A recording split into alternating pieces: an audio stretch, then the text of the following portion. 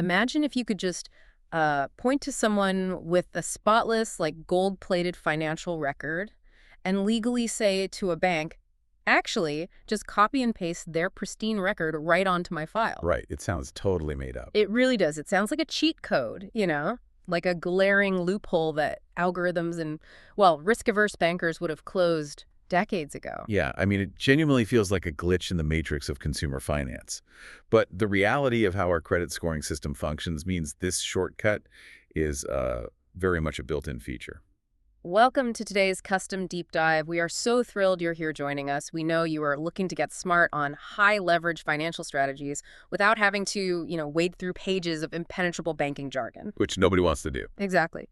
So we have a highly focused mission for you today. We are dissecting the mechanics, the hidden benefits, and the potentially devastating risks of the authorized user strategy on credit card accounts.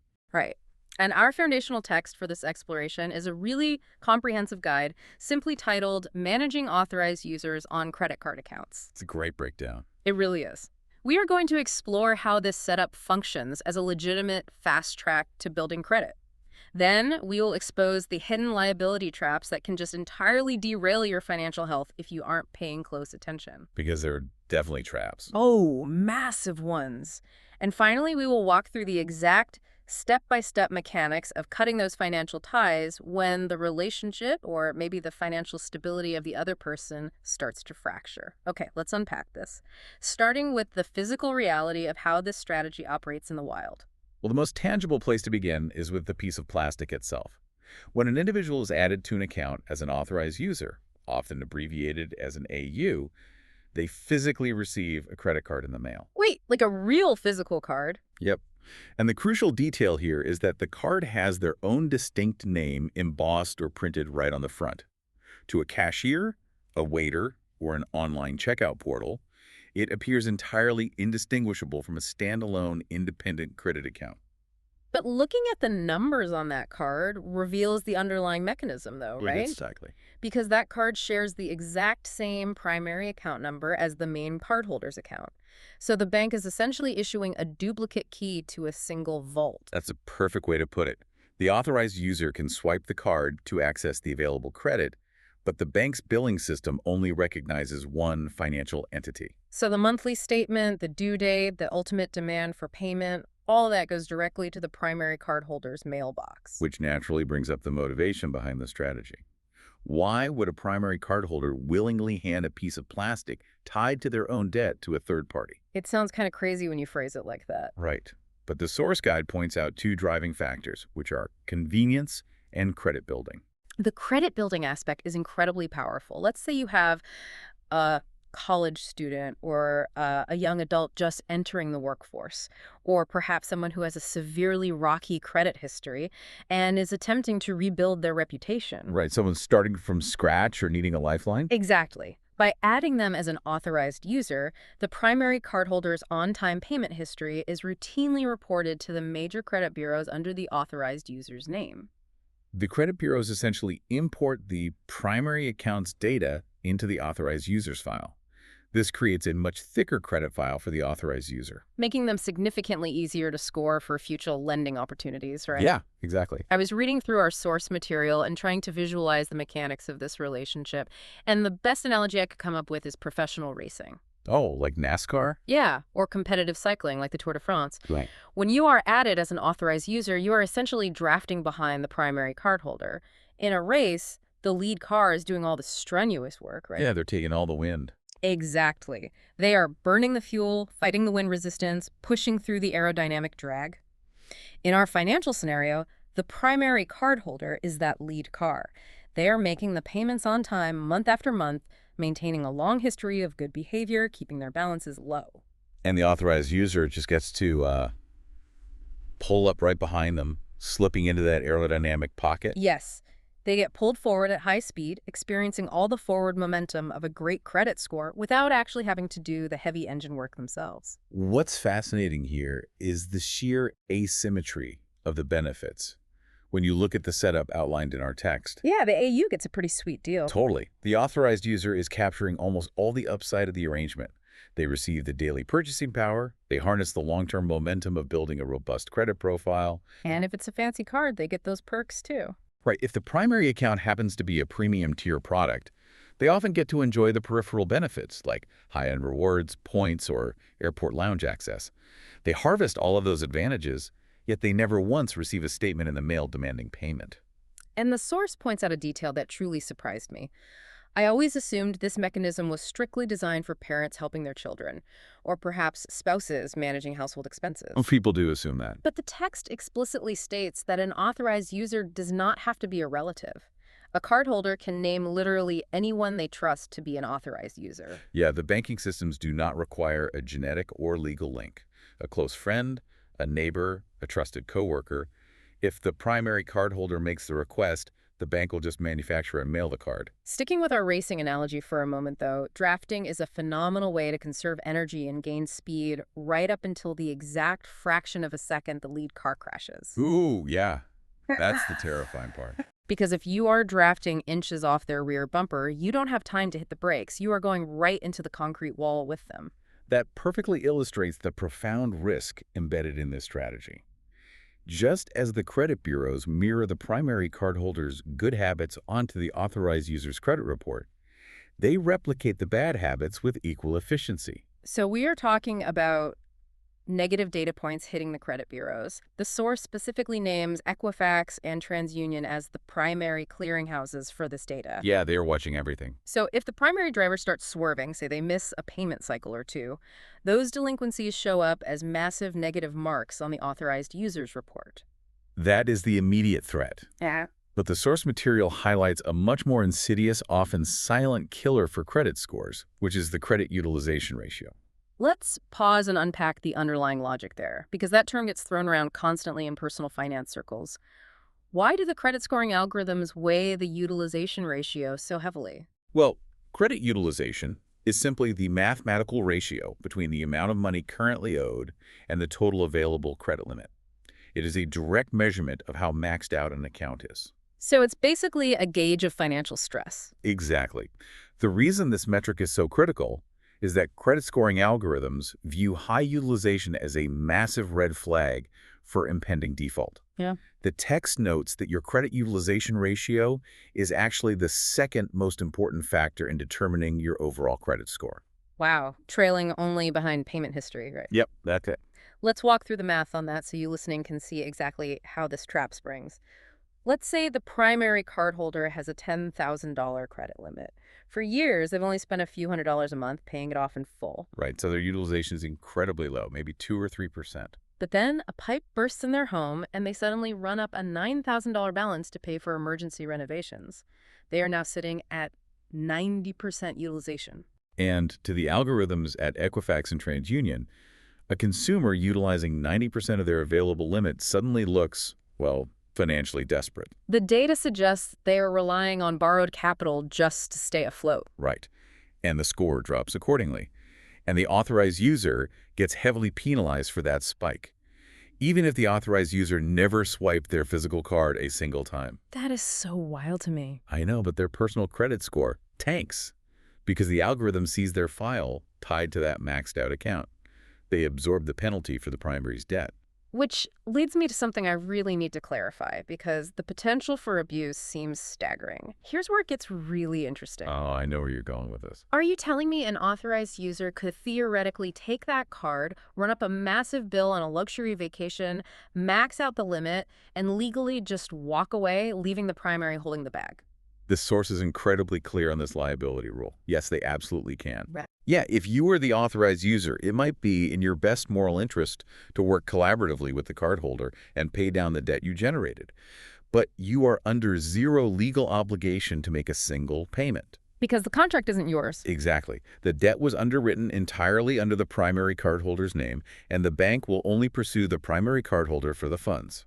That is a terrifying reality for anyone considering adding a friend to their account. It is a massive exposure to risk. However, the text outlines one major structural exception to this rule. And if we connect this to the bigger picture, it demonstrates how geography literally dictates your financial liability in this country. Wait, geography? The physical state you live in rewrites the credit card liability rules. Completely. The dynamic changes entirely if the authorized user is married to the primary cardholder and they reside in what the legal system calls a community property state. Oh, community property. Let's list those out for you listening because knowing where you stand on the map is crucial here. According to our source, the community property states are Arizona, California, Idaho, Louisiana, Nevada, New Mexico, Texas, Washington, and Wisconsin. Oh, and the text also notes that Alaska allows couples to legally opt into that status if they choose. Right. And in those specific jurisdictions, the legal philosophy is that the marriage itself operates almost like a single financial entity. So whatever one does, the other is on the hook for. Precisely. Spouses share everything acquired during the marriage, including debt. So in a community property state, the spouse is legally liable for debt incurred by the other spouse during the marriage, regardless of whose name is stamped on the primary account application. But by contrast, if you live outside those borders, say you reside in New York, Florida, or Ohio, the source explicitly notes that a non-signing spouse cannot be sued for the debt. Right. In those states, the individual's name on the dotted line is the only one the bank can pursue. So if you are just an authorized user spouse in a non-community property state, you still have the legal ability to walk away from the balance. It turns a seemingly simple credit-building strategy into a complex legal minefield depending entirely on which side of a state line your house sits. Yeah, and navigating that kind of relational and financial risk naturally transitions us into the operational side of things. Yeah, how to get out. Exactly. Because the stakes are so profoundly high, knowing exactly how and when to sever this arrangement is vital for the protection of both parties. You definitely have to know when to fold them. Let's look at the triggers for removal from the primary cardholder's perspective first. When is it time to hit the eject button on an authorized user? The negative triggers are fairly intuitive. If the user is consistently exceeding the spending limit you verbally agreed upon, or if they are simply refusing to reimburse you for the charges they make. Because the primary cardholder is on the hook for the statement balance at the end of the 30-day billing cycle no matter what. Exactly. If trying to collect the necessary funds from the authorized user becomes a recurring monthly battle, swift removal is the only way to protect your own credit standing. But the guide highlights that severing ties doesn't always stem from a dramatic bridge-burning conflict. There is a highly positive trigger for removal as well. Yeah, thankfully. The ultimate goal of this strategy is often to help someone establish their own credit footprint. Right. So if the authorized user's credit score has improved to the point where they can independently qualify for their own credit card, especially one offering competitive terms and solid rewards, then the strategy worked perfectly. Mission accomplished. That is the ideal time to remove them from the account so they can stand on their own two financial feet. Definitely. Once that decision is made, how is the removal actually executed? Considering the usual layers of banking bureaucracy, one might assume it requires multiple forms, notarized signatures, and weeks of processing time. Actually, it is surprisingly streamlined. The primary account holder can simply call the customer service number located on the back of the credit card and formally request that the specific user be removed. Okay, that's pretty easy. Yeah, and many modern card issuers have modernized this further, allowing you to execute the removal with a few taps on their mobile app or through their secure online portal.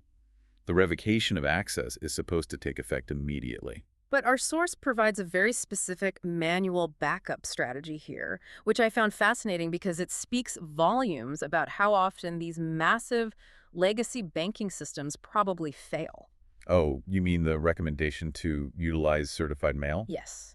The source strongly advises that after you make that initial phone call or use the app, you should send a physical letter via certified mail. It sounds so old school, but it's so important. Right, and in that document, you must clearly detail 3 specific data points: the full name of the user being removed, the last 4 digits of the shared account number, and the exact date you made the phone call to request the removal. The underlying logic for that advice is entirely about establishing an undeniable paper trail. Bank customer service departments often operate on massive, asynchronous mainframe databases. Meaning things get lost in the shuffle. Exactly. If a representative forgets to hit save, or a system update fails to process the toggle switch on your account, and the authorized user subsequently goes out and racks up $1,000 in new charges the following afternoon. You need a point of recourse. Yes, you need physical proof that you officially instructed the bank to revoke their access prior to those unauthorized transactions taking place. That is an incredibly smart defensive posture. Now let's flip the perspective. What if you are the authorized user and you realize the primary cardholder's finances are sinking fast? That's a scary spot to be in. They are missing payments, their credit utilization is skyrocketing toward that 90% mark we discussed, and you need to get off their sinking ship before it drags your own credit score to the bottom of the ocean. Can the authorized user unilaterally remove themselves? The mechanical process is essentially the same. You call the customer service number on the back of your card. However, there is a significant quirk in the system here. Of course there is. Card issuers all maintain their own proprietary internal procedures. While some banks will happily process a removal request directly from the authorized user, others will absolutely refuse to sever the tie without receiving explicit official authorization from the primary account holder. Wow. That puts the authorized user in a terribly awkward position. You essentially have to call the card issuer, get rejected, and then force the primary cardholder to call the bank just to facilitate your escape. It's basically saying, hey, I see you're struggling to pay your bills and your credit is crashing. Could you do me a favor and call the bank so I can abandon your account? It is a fraught conversation, to say the least. Very. And regardless of who initiates the removal, there are immediate practical consequences for the authorized user once the tie is severed. Obviously, they can no longer swipe the physical card, and they lose all access to any accumulated rewards or portal benefits. But the hidden trap the source notes is automatic recurring payments. No, that's a big one. If the authorized user has their Netflix subscription, their gym membership, or their monthly utility bills tied to that specific card number, they must go online and update every single one of those accounts with a new payment method immediately. Right, because otherwise, those purchases will decline, potentially causing late fees or service cancellations. Up until this point, we have focused entirely on the authorized user relationship. But the source material brings up an alternative framework that we should contrast this against, which is the joint account. Yeah, joint credit card accounts operate on a fundamentally different structural level than authorized user setups. Let's break down the mechanics there. How does the bank's underwriting department view a joint account application versus a standard primary application with an authorized user attached? Well, with an authorized user setup, the bank's risk department only ever evaluated one individual, right? The primary cardholder. Right. They just looked at their stuff. Exactly. They assessed one person's income, one person's debt-to-income ratio, and one person's credit score. But with a joint account, the application itself is fundamentally shared. The bank requires and analyzes both individuals' credit scores, both incomes, and both financial histories in tandem to make their approval decision. Which means the legal liability is distributed completely differently. That is the core distinction. In a joint account, both parties are legally 100% responsible for the entire balance on the card. So what does this all mean when things go wrong and it's time to separate? To me, removing an authorized user sounds a lot like simply changing the locks on your front door. Yeah, that's a good comparison. You make a phone call, maybe send a certified letter for backup, and the person is out, the lock is changed, the access is revoked immediately. But separating a joint account, that sounds substantially more complicated, like a full-blown financial divorce. That analogy holds up perfectly, because with a joint account, neither party has the authority to simply call the bank and kick the other person off the ledger. You have to contact the credit provider and essentially enter into a negotiation. A negotiation with the bank. Yes. The bank's underwriting department has to look at the person who wants to keep the account open and evaluate them all over again. The bank asks, does this single individual still qualify for this specific credit line and interest rate based solely on their solo income and individual credit score? And if they don't? If the math doesn't work out in the bank's favor, they will refuse to remove the departing party's name from the liability agreement. That implies you could be genuinely trapped in a shared debt instrument. You absolutely can be. If the remaining individual cannot qualify for the credit line alone, your only viable option to untangle yourself from the legal liability is to pay off any outstanding debt in full and instruct the bank to close the account entirely. Until that balance reaches zero, you remain legally liable for every penny spent, and every late payment will continue to severely damage your personal credit report. So there's no easy out. No. This raises an important question, though. Knowing how incredibly messy and permanently entangling a joint account can be, why would consumers choose that route when the authorized user method offers such a clean, immediate escape hatch? The source notes that sometimes joint accounts can offer higher initial credit limits because two incomes are being combined on the application. But comparing the two, the flexibility and risk management offered by the authorized user setup seems vastly superior for the vast majority of situations. Absolutely. The authorized user route is just safer overall. Which brings us to the ultimate takeaway for you, our listener. This deep dive has hopefully illuminated the complex mechanics operating behind the plastic in your wallet. Utilizing the authorized user strategy is an incredibly powerful financial tool. It really is a highly effective shortcut to building a solid credit reputation. But you must weigh the consequences carefully before entangling your financial data with someone else's. You have to clearly understand your legal responsibilities, confirm whether you reside in a community property state, and above all, you have to be prepared to take swift, decisive action to protect your own credit score if the other party begins facing financial difficulties. And as we wrap up our analysis of this guide, I want to leave you with a final, lingering thought that builds directly on the mechanics we've discussed today. Ooh, all right. Let's hear it. We noted from the source text that you can add absolutely anyone you trust as an authorized user, not just a family member. The bank merely requires a name and a phone call. Right. The system doesn't care if it's a sibling or a total stranger you met yesterday. Precisely. So, project this mechanism into the near future.